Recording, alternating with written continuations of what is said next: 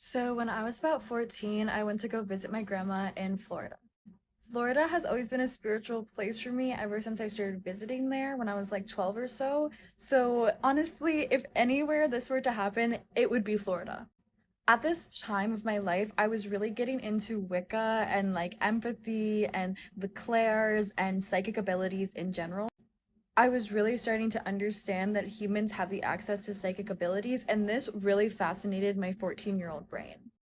My grandma's house was always a little bit creepy to me. She just moved to a new house in Florida this year, and I was sort of like, okay, it's a little weird in here, but whatever, it's probably just my nerves. I would hear weird sounds. Sometimes I felt like I was hearing footsteps, but I would talk to my grandma the next day and she said nobody went over to that side of the house in the night. I would sometimes feel like I could see figures out of the corner of my eye, but I just played it all off as it was just me. The final straw was when I woke up in the middle of the night one night. Bear in mind, it was 3 a.m., and ever since I was a little kid, I've always been super antsy about being awake at this time because the energy is just so much. I was sharing a bed with my sister in my grandma's house in Florida, and she was fast asleep snoring. I looked over to the left to like the bedside table that was by her side of the bed, and the rosary that normally was like hanging off of the lamp on that side started to sway left and right. And I remember I was like, okay, there's no fan on. The AC isn't blowing that strongly. Like, what is going on? And remember, it's 3 a.m., so I'm literally already pissing my pants.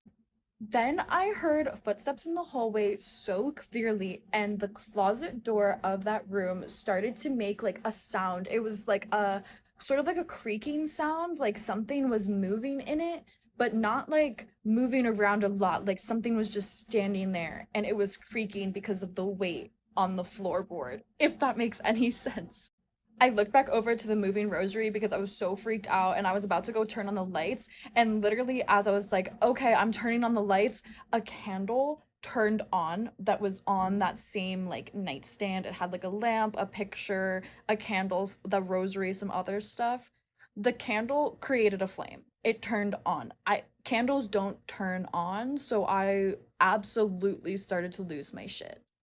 My first instinct was to wake up my sister, even though she was a lot younger than me, just to see if she also saw what I was seeing.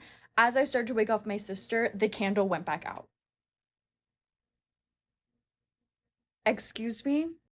Moral of the story, I turned on the lights. I basically stayed up until the next day. I told my grandma, and she said that she had collected a bunch of antique tea kettles from an estate sale, and that ever since she got them, she did notice some weird things were happening.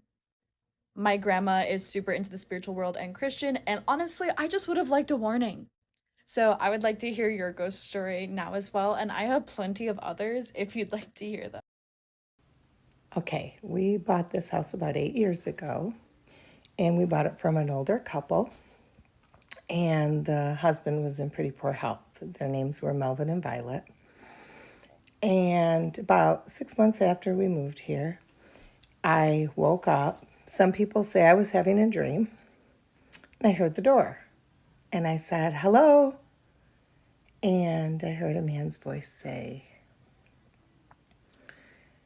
"Vi, is that you?" And I said, "Vi doesn't live here anymore."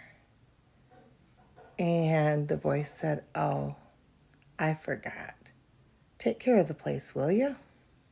And I went back to sleep. The next day, the next door neighbor called me and she said, "I wanted to let you know Melvin passed away about 2:30 a.m. last night." And I was like, "Oh my gosh." And so then, and I was glad I'd already told my husband about my dream or encounter. And so I had confirmation that it happened before. Well, we have a lamppost on the midway on our driveway, and when we bought the house, Melvin told us the only thing that doesn't work is the lamppost. Well, we, wanted to get it fixed, but hadn't gotten in touch with an electrician yet. And one day I jokingly said, "Oh, Melvin, can you light up the lamppost for me? I've never seen it lit." I'm not kidding. I have pictures on my phone of it lit. I texted to my husband at work. It lit up, broad daylight, it lit up, and it was lit the whole day. And it's never lit again. We haven't got it fixed yet. And then we have a sprinkler system. The association, there's like 6 of us on it, and there were Monday, Wednesday, Friday, 7 a.m. sprinklers came on. Well, somebody had the bright idea to change it to Tuesday, Thursday, Saturday, 4 a.m. Well, I hadn't read the book yet, didn't know how to do it, and I was just like, I'll have to get out of bed and do it manually. Well, the first day, it was time for me to get up and turn it on, and I said, oh, Melvin, I wish you were here to program it. And all of a sudden, I just hear whooshing of water, and I'm like, haha, it's raining. I don't even need to do it. And then my husband says, oh, you got up and turned on the sprinklers already? I looked out the window, and the sprinklers were going. They'd never operated at 4 a.m. on a Tuesday. I don't even know where to begin, as it's a daily thing for me. For those who don't know me, I'm clairvoyant and I've experienced paranormal things from a young age. I have a lot of stories. A couple weeks ago, we visited this house in the middle of nowhere. It was in Garnett, Kansas, called the Garnett House. This house was built in 1858, and it was easily one of the most haunted homes I've ever been to. That says a lot. I've never experienced so much poltergeist activity at once. Prior to visiting the house, I was taking a nap, and I had a very intense, terrifying dream. Since I was little, I've had dreams that predict things before they happen. I've also had dreams where spirits or ghosts come to me. They show me how they died. They'll tell me their name. They'll show me where they're buried. Yeah. Sometimes I don't know what to do with the information. It just is what it is. This dream was really different though, because I was a little girl, but I wasn't me. I was literally somebody else, and I think they were trying to show me what happened to them or what's in the house. It was a little confusing because it wasn't the same exact house, but I had walked upstairs, and I was hiding from this lady that I was terrified of. I knew that if she found me, something bad was gonna happen. So I run upstairs and I hide under the bed, and my heart is pounding. And I see the lady's feet walk by, and I am literally like holding my breath so that she cannot find me. She sits down on the bed next to me, and I try to scoot forward because I was trying to creep out and run down the stairs, and the freaking floor creaks. And as the floor creaked, I knew she heard me, and I remember in the dream I closed my eyes and I just felt the bed rise from above me, like she was lifting it up. And it was this lady with brown hair in this really old-fashioned dress that I've never seen before. And while this was happening, I remember thinking, I'm in a dream, this isn't real, she can't hurt me. And she grabbed me so hard, I felt it, grabbed me by the arm, the back of my head, and pulled me up and like carried me out of the room. And I remember turning and looking at her, and her neck was slit, and it looked like her head was bashed in, and she had cuts all over. She looked very just disfigured, and there was something off. Clearly there was something off. And my friends and I knew nothing about the history. Prior to going to this house, we wanted to go and be surprised and just experience, we just knew it was haunted. And probably about 10 minutes after me getting there, we go upstairs and the craziest shit starts happening. There's this old bed heater sitting by the wall, weighs probably 20 pounds, and all of a sudden it falls over, and our friend was standing nowhere near it. That freaked us out a little bit, and then behind my friend you see this doll just fly off the shelf, and it lands, there's a happy and a sad face, and it landed on the happy face side. So I thought, oh, the spirits are probably happy, you know, that we're here. They were happy, but they were happy to like scare the shit out of us. And then shit hits the fan. We're all a little bit shaken up as to, you know, this thing likes to move things. Okay, we're processing that. And then I see the, you know, those lights that click on and off. I see the thing swinging. So we walk over there to go look at it.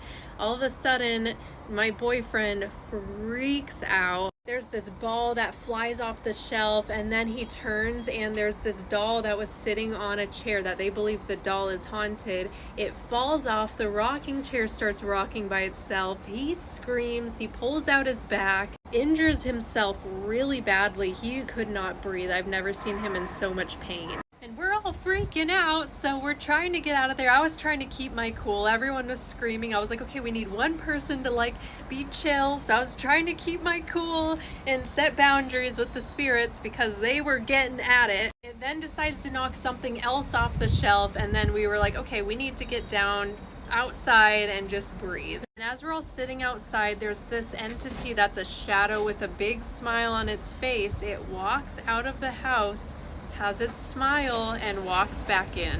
It was very pleased with itself. There's a lot more that happened, but after visiting this house, we decided to look more into the history. And this goes back into my dream. Are you ready for this? It turns out that there were multiple serial killers who lived at the home. Well, one of them was an axe murderer and murdered a woman, slit her throat, bashed her head in.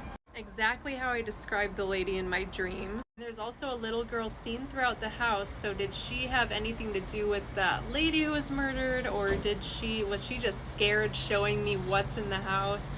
I don't know. But to make this even crazier, I caught this all on video. Yeah. And I'll be posting the full video this Sunday on my channel. I hope you're ready.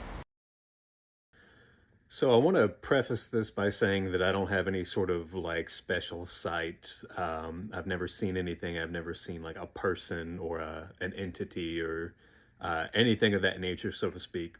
But I have had a few weird things happen to me when I was a kid that I don't really have any sort of explanation for. And they were weird enough that I got very creeped out and in some cases very scared. The one that I want to talk about because it happened to not just me, but to two other people, my dad and his girlfriend at the time.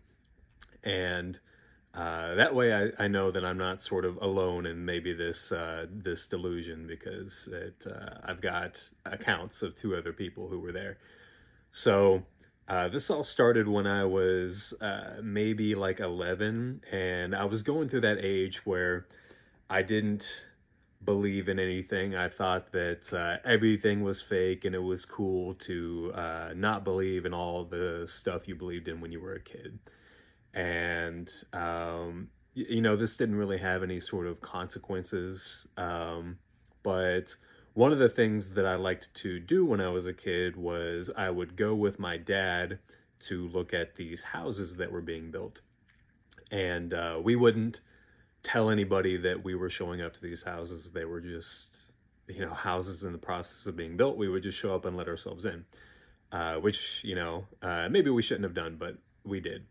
So one of these houses that we showed up to, like I said, I must have been like 11. It was me, my dad, and his girlfriend, and we rode there on our bikes. And so we let ourselves in through the garage door, and we're making our way down the little dining room, living room area to the back of the house, which is where the stairs are. And as we're going to the back of the house, we hear a door slam shut behind us, presumably the door that we walked in through. And my dad's girlfriend goes, "Oh my God, guys, there's a ghost." And I'm like, haha, yeah, whatever. And so we explore the house. Nothing crazy happens, at least not to me.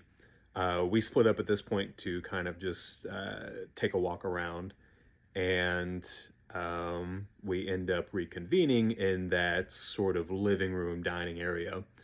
And when we reconvene, my dad and his girlfriend are talking about how weird this house feels and how it sort of feels like they're being watched. And I'm like, yeah, okay, whatever. And so we're walking back out the way that we came, and they're still talking about it. And me as a kid, I'm arrogant. I'm like, why are these adults talking about these fairy tales? And they make their way to their bikes, and I'm like, okay, you know what? I've had enough. I'm gonna prove it to them right here. And I'm going to show them that they're being afraid of nothing. And so I walk up to the garage door and I open it wide open. And I say very loudly and very confidently, "If there are any ghosts here, slam this door shut right now." And so I wait a few seconds and nothing happens. And I'm like, see, worried over nothing. And so I make my way back over to my bike. And as soon as I put my butt down on that seat, that door slammed shut. And I'm not talking, it didn't close. It didn't even close fast. It slammed shut. I didn't know what to think at that point. I wasn't about to start believing that ghosts were real, but I sure as shit got the hell out of there very quickly, and so did they. They were terrified. So so nothing crazy happened. Nothing followed me home. I wasn't haunted. I didn't see anything. And you might be thinking, hey, well, it was just the wind. And again, it didn't close shut. It slammed shut. And your next thought might be, okay, well, maybe there was just a person there, maybe the homeless who was pulling a prank on you, or maybe they didn't like you being there. And again, I would normally agree. The problem with that was that the walls were see-through because all that was there was the like wood paneling, the 2x4s and whatnot. You could see right through the walls. There was nothing behind that door, and there was nothing in the house. We went everywhere. So yeah, I have, a couple more stories like that. If you want to hear them, let me know. I'm going to be gone for a few days, but I can post later. Nothing, again, very eventful, just little creepy coincidences, maybe. I don't know. I still don't have an explanation for it, but as an older adult, I'm a little bit more inclined to believe that maybe there was something there that I couldn't explain. In high school, when I was younger, something pretending to be my mom came into my room late at night, and it wasn't her. So my family actually lived in a haunted house. It was crazy because we built the house and there was nothing on the land before. But literally on the very first day that we moved in, my mom and dad and I brought boxes to the house and left my sister there while we went back to our old house to pick up more boxes. And by the time we came back with the new boxes, my sister was trying to take the screen off of our window and climb out of the house because she said she heard men in the kitchen talking, so she had locked her bedroom door. And yeah, she was the only one in the house at the time. So let's fast forward a little bit. It's October of 2013. Stuff had been happening in the house. My sister and I kept telling my parents that there's things that are going on, but they weren't really believing us. It was kind of like a horror movie. So it's October 2013. I'm sitting in my bedroom. Here's my room. My sister's room is right here. A long hallway right here, then an open floor plan with a kitchen, living room, and then my parents' bedroom on the other side of the kitchen. So I heard somebody moving around dishes and stuff in the actual kitchen area. So I thought it was my mom. I said, "Hey, Mom, are you out there?" And I heard my mom say, "Yeah," like exactly like that. And I'm like, "Could you bring me a glass of water?" Because I was already in bed. I don't know why I asked that, but I heard my mom respond back and say, "Yeah, I'm coming," like something like that. So I'm thinking I'm getting some water. My mom's going to come, bring it to me.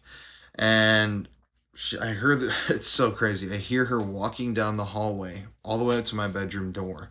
And right when the footsteps get to my bedroom door, silence. Keep in mind, it's pitch black. I'm just in my bed. And I hear my mom, or what I think is my mom, get down on the floor on all fours. I had carpet in my bedroom. And it was like she scurried around my bed, like going around my bed. And I literally was like, "Mom, what the hell are you doing?" And I got up and I took my phone out and turned my flashlight on. The moment I turned the flashlight on, noises stopped completely. And I'm like, oh my God, I get chills. There's nobody in here. There was literally nobody in the room. And shortly after that, my sister came out of her bedroom and was asking what the hell happened. She had heard my mom's voice as well, and she heard me screaming. And that's when we both went and got my parents. And yeah, the story of that is actually insane. We ended up having psychics come to try and cleanse the house. It didn't work. There was a time when my dad thought someone broke into the house, so he got a weapon and was walking around the house trying to make sure no one was in there. No one was in there. Tons of different stuff. We also discovered there might be pioneer settlers buried under the grounds of the house. I went down to the courthouse in South Dakota to look all of it up.